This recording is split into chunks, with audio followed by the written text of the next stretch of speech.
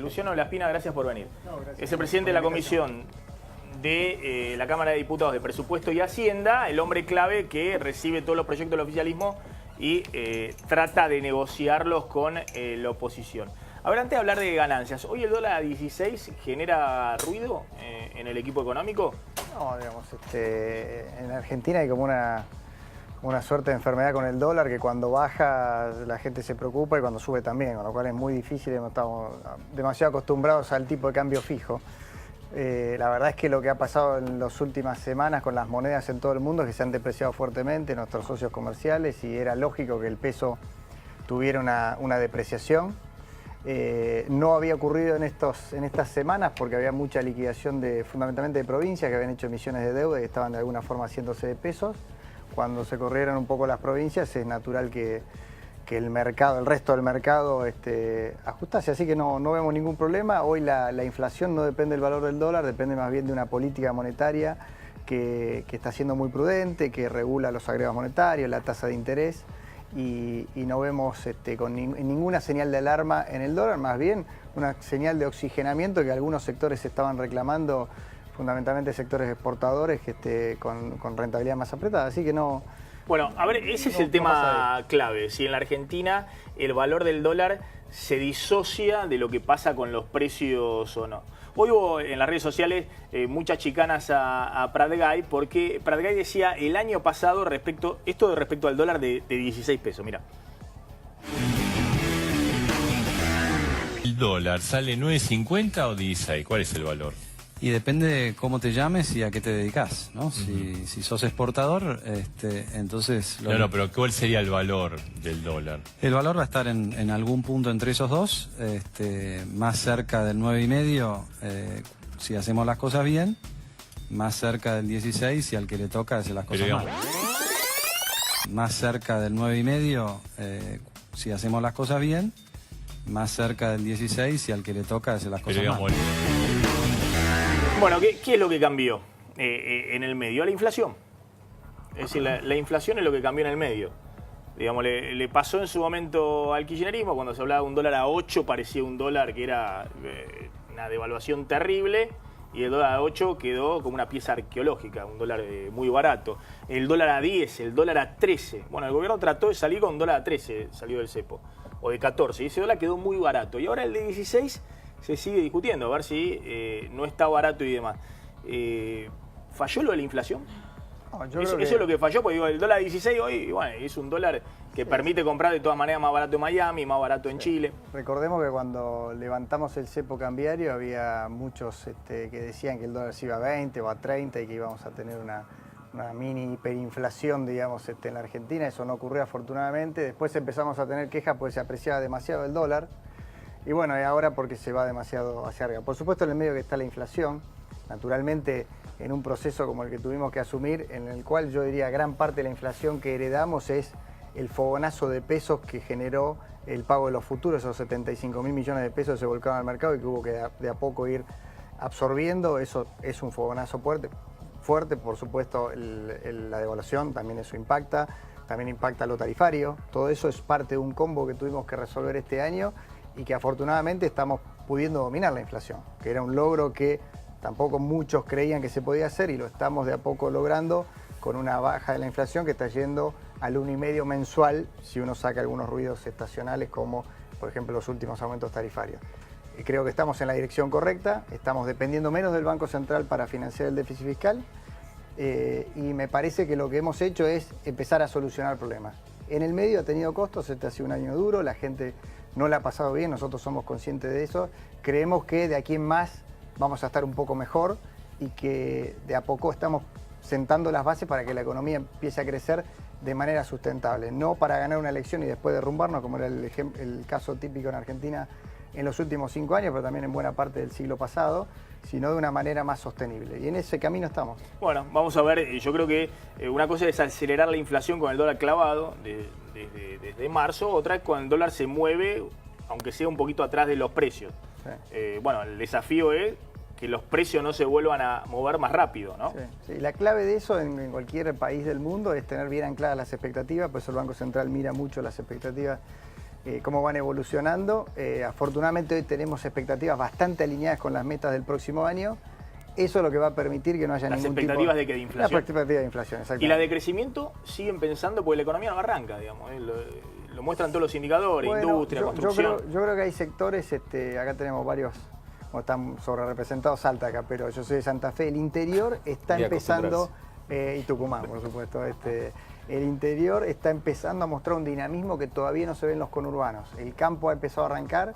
Es un sector donde hicimos reforma, le sacamos el impuesto a las exportaciones, que era un pésimo impuesto, sobre todo a las economías regionales, al trigo, al maíz, etcétera. También a las retenciones a las exportaciones industriales.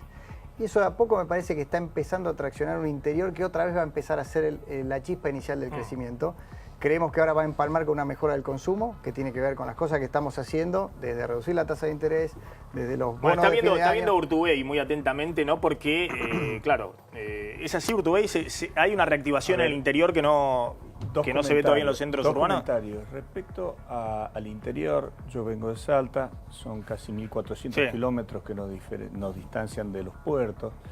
El gasoil, si lo medimos en los primeros 5 meses del año, se incrementó un 35, casi 36%, con lo cual, entre los costos logísticos y el gasoil para el agro, incrementándose al 36% en los primeros 5 meses del año, la realidad del agro en Salta quizás no es la misma de lo que está pasando en la pampa húmeda. De todos modos, digo también en un mundo, recién hablaban de la quita de retenciones, en un mundo que es más vendedor que comprador, y lo termina demostrando el triunfo de Trump, en donde la apreciación del dólar nos lleva a tener en cuenta dos situaciones. Primero, la deuda en dólares, hay que tenerla bajo la lupa para ver cómo vamos a pagar esa deuda. Y por otro lado, el dólar más caro en las materias primas, ojo con el precio de las materias primas, que no son lo que vamos a estar acostumbrados a ver. ¿Hay una situación económica en el interior distinta de lo que es en la capital? Las economías regionales de las zonas periféricas no están pasando la misma situación que quizás de la zona central. Sí, hay una buena noticia. En el presupuesto hemos incluido unos 1.000 millones de pesos para compensación por flete, que fue un decreto del presidente Macri y se ratificó.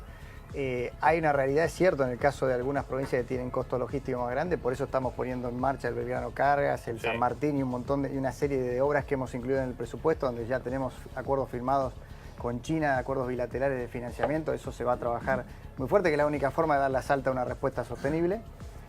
También hay casos emblemáticos, como el caso de Tucumán, los limones de Tucumán, que no solo reaccedimos al mercado norteamericano, sino que además readecuamos el aeropuerto de Tucumán, que hace años que estaba pudiendo operar y hoy se están exportando un montón de arándanos y cosas que antes no tenían competitividad. Esas son las cosas que de a poco van transformando y en las cuales hacen depender a las economías regionales menos del dólar y más de la competitividad sistémica. A ver, ¿qué pasa con Massa y con el impuesto a las ganancias? ¿Van a negociar con Massa poner un impuesto a la renta financiera o impuesto al juego adicional para tratar de mejorar la propuesta que hizo de modificación de impuesto a la ganancia del gobierno, es decir, subir más el piso a partir del cual se paga impuesto a la ganancia, incluir a jubilados, subir los rangos para los monotributistas? Bueno, primero, nosotros creemos que el proyecto que hemos presentado es un proyecto justo y equilibrado. Hemos subido 160% el mínimo no imponible. Hoy el mínimo no imponible es el más alto de Latinoamérica, con excepción de Colombia. Es el más alto del mundo si uno lo ajusta por ingreso medio de la población, con lo cual creemos que ahí hemos hecho un buen trabajo después de muchos años. Subieron fuerte el mínimo este año, a principio de año. Pero en el proyecto del año que viene solo sube 15% el mínimo imponible. 15%, efectivamente.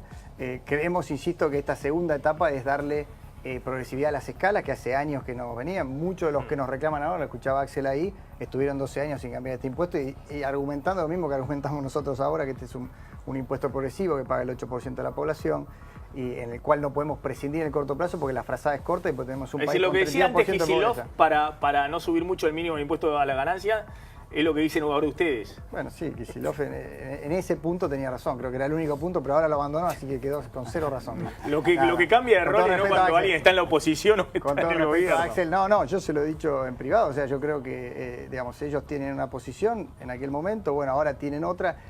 Es entendible. El juego de la democracia es que el oficialismo sea prudente, tiene responsabilidad de gestión, tiene que cuidar la caja.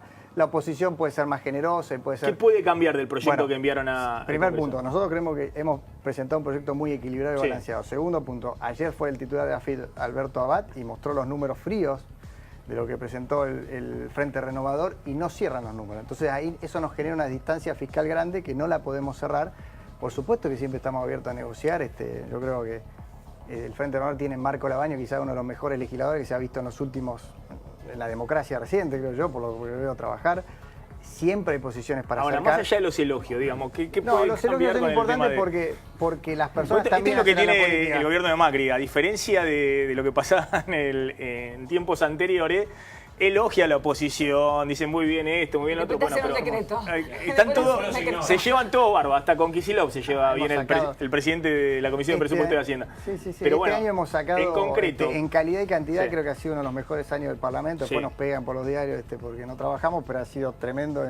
Y la verdad que en búsqueda de consenso, nosotros tenemos una posición de debilidad que no ignoramos. Tenemos un tercio de los diputados, un quinto de los senadores, y hemos avanzado muy bien, y eso es parte de mérito de la oposición. Dicho esto, en este caso tenemos una distancia grande, hay más de 30.000 Sí. millones de pesos, 30.000 millones de razones que nos distancian. Sí. Nosotros estamos dispuestos a explorar mejoras en las deducciones, estamos dispuestos a conversar respecto al impuesto al juego. es decir, poner al cónyuge que usted lo habían sacado para la deducción, Algunas mejoras en las deducciones, trabajar en la cuestión de los alquileres, por ejemplo. que se puedan deducir los alquileres de pago de impuesto a las ganancias. Mejorar la cuestión del monotributo, que es algo que la verdad que estaba en carpeta de la AFIP y lo podemos plasmar en esta ley. ¿El juego van a grabar? ¿Está confirmado eso?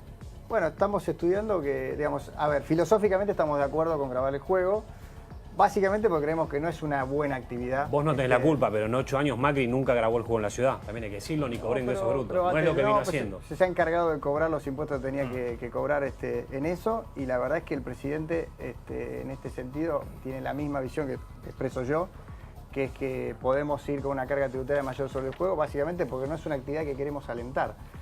Igual y la no verdad es que hoy alcanza, por ¿no? hoy, y el resto de los impuestos que se han planteado, muchos de esos impuestos tienen lamentablemente más de eslogan que de capacidad recaudatoria. Cuando se habla de impuestos de renta financiera, estamos básicamente hablando de impuestos a los plazos fijos, donde está el corazón de A los intereses de los plazos fijos. A los intereses de los plazos fijos. La gente imagina un banquero fumando vano que no paga intereses, en realidad no, el banquero, los bancos, las personas jurídicas ya pagan renta financiera, acá estamos hablando de personas físicas.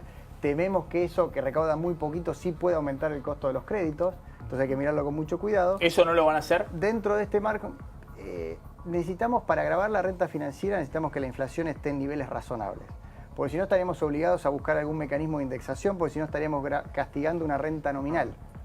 Entonces, si alguien va al plazo fijo y además usted le cobra el 35% sobre una renta nominal, quiere decir que quizás pierda en términos reales, con lo cual es probable que compre dólares. Si compra dólares no va a tener financiamiento del banco para darte un crédito hipotecario a vos o a algún otro ciudadano. ¿Pero Entonces, bonos y acciones también, además de plazo fijo? bonos y acciones no está dentro del radar ni siquiera el Frente Renovador. Tenemos un mercado de capitales muy pequeño, no hay mucha recaudación ¿Cuándo ahí. se define esto de ganancias entonces? Bueno, mañana va a haber dictámenes y nosotros vamos a plantear el nuestro, vamos a pedir la firma que nos acompañe el resto de los bloques. Lo que sabemos hasta hoy es que es probable que el Frente Renovador vaya con su propio dictamen, el Frente para la Victoria con el suyo. Y que se defina todo en el recinto la Y semana que tendremos viene. tiempo para conversar de cara al recinto con las mejoras que podemos hacer en el marco de la racionalidad que tuvimos con todas las leyes y en las conversaciones del Frente Renovador a lo largo de todo el año, y aspiramos a que se mantenga. Hoy por hoy tenemos una distancia conceptual, como decía recién, muy grande respecto a la capacidad recaudatoria de los impuestos que se han planteado. En la medida que podamos cerrar esa distancia, podremos encontrar un punto de acuerdo. Hoy decían, después de la aprobación del Senado de presupuesto, que aprobó el Senado con una mayoría de 59 votos. Ahí está la pantalla del Senado, 59 votos a favor y 8 negativos, 0 abstenciones.